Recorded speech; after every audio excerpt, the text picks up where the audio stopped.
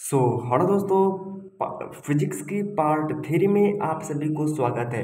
Bihar police में एकदम GS भी बहुत ज़्यादा इम्पोर्टेंट रोल अदा करती है, इसलिए मैं आपके लेके आ गया हूँ साइंस का थर्ड पार्ट। और थर्ड पार्ट आपके लिए बहुत ही ज़्यादा इम्पोर्टेंट है। ये आपके लिए सिर्फ और सिर्फ बिहार पुलिस के एग्ज़ाम को एकदम टारगेट करते हुए 2023 की में सिलेक्शन एकदम लेना ही लेना है। तो लगा देंगे आग पानी में, जवानी उसको कहते हैं, और छीन लेंगे सिलेक्शन, जवानी की कहानी उसको कहते हैं। तो ये बिहार पुलिस की साइंस फिजिक्स की क्लास है और ये पार्ट 3 है। तो आप सभी को स्वागत है। चलिए हम लोग वो अब इसके कुछ भागों को पढ़ते हैं। आज जो हमारा टॉपिक है वो है पास्कल्स लॉ। या गुरुत्वीय प्रभाव को शून्य माना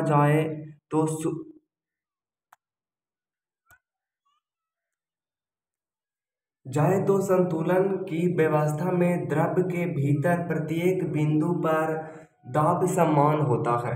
कहता है कि यह गुरुत्वीय प्रभाव को हम लोग कहते हैं, क्या कहते हैं? तो गुरुत्वीय प्रभाव को हम लोग कहते हैं जी कहते हैं, को शून्य माना जाए तो जो संतुलन की अवस्था में द्रव के भीतर प्रत्येक बिंदु पर दबाव समान होगा। जैसे फॉर एग्जाम्पल अगर मैं आपको बताऊं तो यहाँ पे आप जैसे कि देखिएगा, ये मान ली कोई आपका जो है वो मान लीजिए ये आपकी बर्तन है, मान लीजिए ये आपकी जो है वो बर्तन है। सॉरी, थोड़ी सी इसको क्या कहें, हाँ यहाँ पे थोड़ी सी देख लीजिए। यहाँ पे आपका जो है वो पूरी की पूरी इसमें लिक्विड है। और अगर इसका जो एक बिंदु पर अगर कोई भी दाब पड़ेगा तो सभी पर वो समान पड़ेगा। क्या आप ये बात को एग्री करते हैं? तो वहीं का बिंदु पर दाब समान होता है। गुरुत्व बल को अप्रभावी मानने पर गहराई के साथ द्रव दाब बढ़ता है। आप धीरे धीरे जैसे ही किसी भी वस्तु के अंदर आप गहराई करिएगा तो उसका जो प्रेशर है, जो उसका जो दबाव है वो आपकी बढ़ती है, परंतु समान गहराई पर द्रव दाब तब भी समान होते हैं। लेकिन वही उसी जगह अगर गहराई में अगर कोई भी बिल कर रहे हैं और अगर वो समान समान लेवल पर करते हैं, समान गहराई पर करते हैं, तो सभी के सभी को जितने भी बिंदु पे जो दबाव लगेंगे वो एकदम समान लगेगी। आगे जो बात करती है वो करती है कि समान गहराई पर दाब तो समान होती है।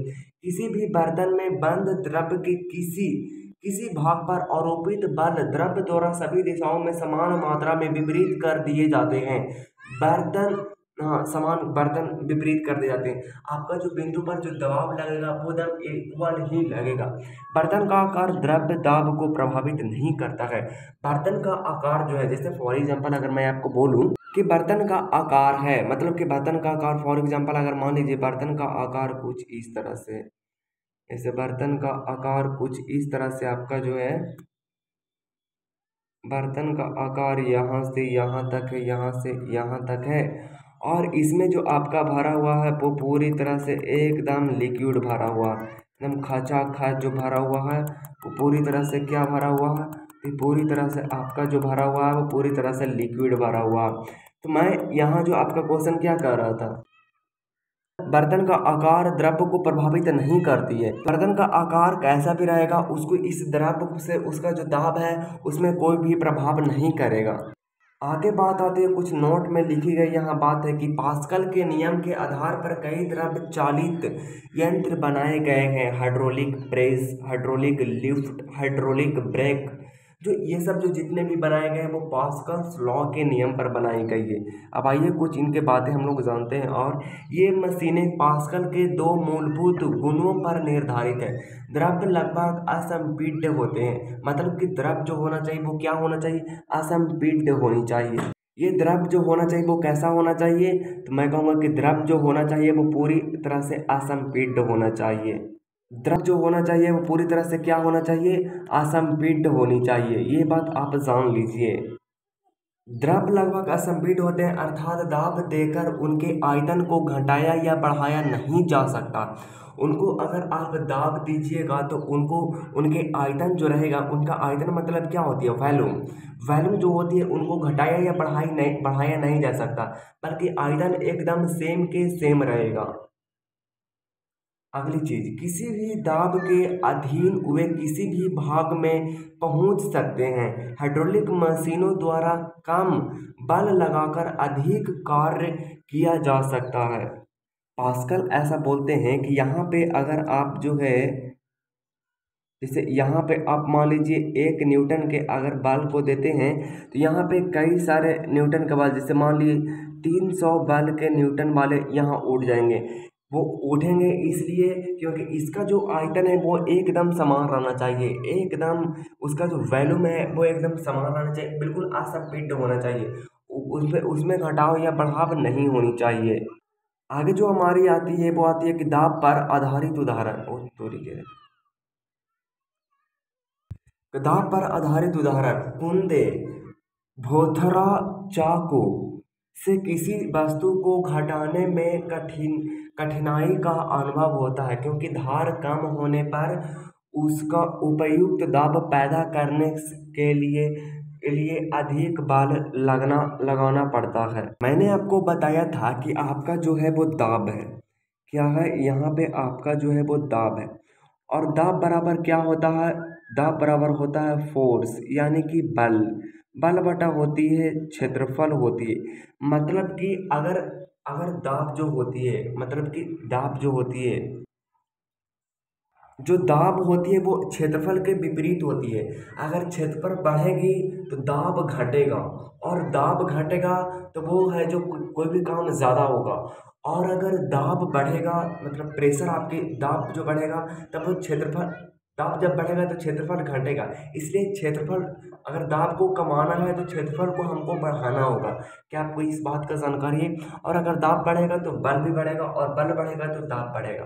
लेकिन इसी चीज़ में जब आप लिक्विड फॉर्म में देखते हैं तो इस चीज़ का होता है, दाब बराबर क्या होती है, आप कहो कि दाब बराबर जो होती है वो क्या होती है, तो दाब बराबर आप कहोगे कि जो होती है वो होती है रो जी एच होती है।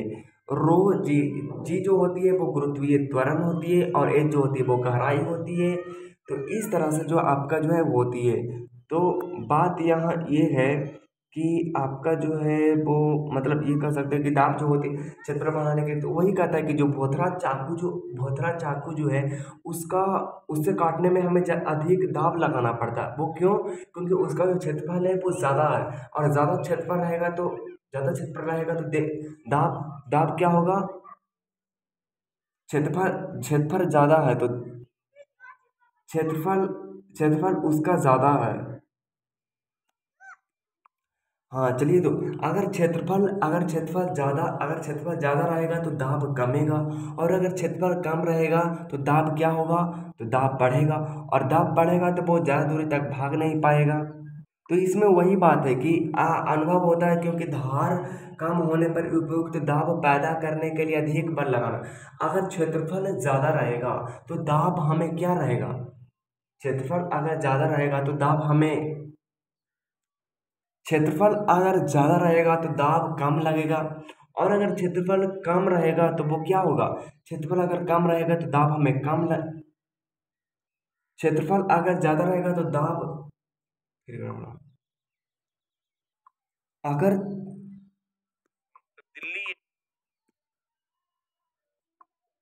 अगर क्षेत्रफल ज़्यादा रहेगा तो दाब क्या होगा, तो दाब कम लगेगा, और अगर क्षेत्रफल कम रहेगा तो दाब क्या है, ज़्यादा लगेगा। तो इसलिए हम लोग इसको क्या करते हैं, काम करते हैं। इसलिए आप देखते हो भारी बोझा होने वाले ट्रकों के टायर चौड़े होते हैं। तो भारी जो बोझा ढोने वाले जो ट्रकों होते हैं, ट्रक ट्रक की जो होते हैं वो चक्का चौड़े होते हैं। क्यों होते हैं?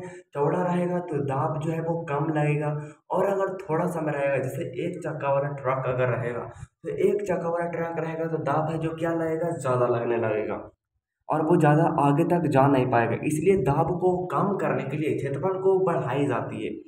वायुयान में बैठे यात्री के फाउंटेन पेन में स्याही रिसने लगती है क्योंकि ऊंचाई बढ़ने पर वायु दाब कम हो जाती है।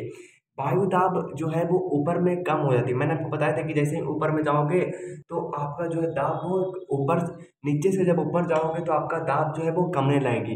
इसलिए इसलिए जो आपका, जैसे मान लीजिए आपका जो है, मान ली बॉडी है, और बॉडी है तो बॉडी में जो आपका जो है, जैसे मान लीजिए फाउंटेन पेन है, तो फाउंटेन पेन का जो दाब है वो कितना, मान लीजिए 100 है, और ऊपर गए तो 80 पर हो गए, तो 80 पर हो गए तो क्या होगा, इसका जो स्याही है वो बाहर आ जाएगी। रक्तचाप, हाई ब्लड प्रेशर से पीड़ित व्यक्ति को वायुयान से यात्रा न करने की सलाह दी जाती है, क्योंकि ऊपर वायु दाब कम होता है। अतः इनके शरीर के अधिक रक्त दाब के कारण उनके नाक आदि से खून के बाहर आने की संभावना रहती है। हाँ, जो मान लिया आपकी बॉडी है वो, आपका जो प्रेशर है वो 100 है, और ऊपर गए तो वो ऊपर हो गया, दाब जो है वो 80 हो गया, तो आपके पूरा बॉडी से ब्लड जो है वो बाहर आ जाएगी। अब हमारी जो आती है वो आती है गलनांक एवं क्वथनांक। गलनांक आती है और क्वथनांक आती है।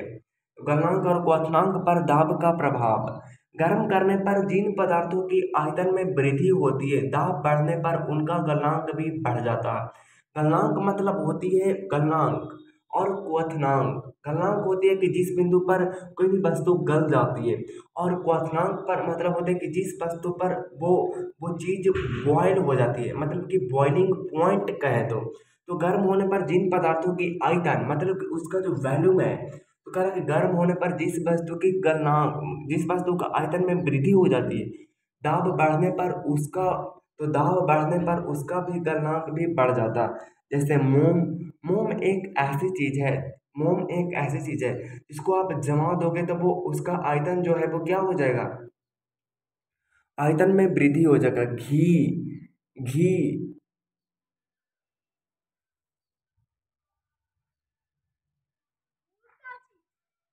घी, डालडा, ये सब का जो है वो आयतन में क्या हो जाती है, कमी हो जाती है।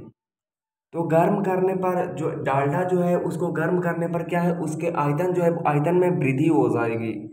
जैसे मान लीजिए ये आपकी जो है वो एक गिलास है।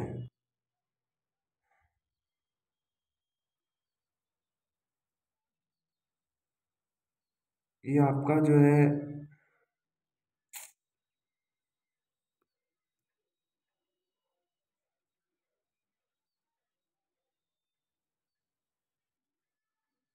ये आपका जो सर, फॉर एग्जांपल अगर ये आपका जो है वो गिलास है, ये आपका जो है गिलास है, और इसमें क्या है, और इसमें आपका जो है वो घी है। तो इसको जैसे ही आप गर्म कीजिएगा, जैसे ही आप इसको गर्म करोगे, नीचे से आप क्या दोगे, तो आप कहोगे नीचे से अगर आप लौ दोगे, कुछ इस तरह से आपका जो होती है वो लौ होती है, तो वो क्या होगा, लॉज होते तब वो क्या होगा, उसका आयतन में वृद्धि हो जाएगा। घी हो गया, आपका जो है वो डालडा हो गया, उसके बाद नारियल हो गया, तेल हो गया, ये सब का जितना भी आप गर्म कीजिएगा तो इसके आयतन में क्या हो जाएगा, वृद्धि हो जाएगा। परंतु कुछ पदार्थ ऐसे होते हैं जिनको गर्म करने पर आयतन आयतन आयतन में कमी होती है, दाब बढ़ने पर उसका गलनांक भी कम हो जाती है। जैसे जैसे डालडा, लोहा, बिस बिस्मार्थ, उसके बाद बर्फ, इन सब को जब आप गर्म करोगे, बर्फ को जब गर्म करोगे तो इसका जो आयतन में क्या होगा, कमी हो जाएगा।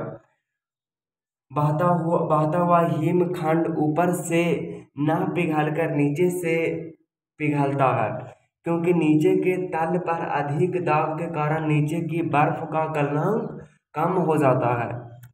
दाब बढ़ने पर सभी द्रवों का क्वथनांक दाब बढ़ने पर सभी द्रवों का क्वथनांक बढ़ जाता है, मतलब कि दाब बढ़ने पर, जहाँ पे दाब बढ़ जाएगा वहाँ पर उसका क्वथनांक भी जो है वो क्या हो जाएगा, बढ़ जाएगा। आगे हम लोग कल बात करते हैं मुलाकात। तो ज़्यादा देर का वीडियो हम इसलिए नहीं करते क्योंकि आप धीरे धीरे सब चीज़ को कवर करते रहिए।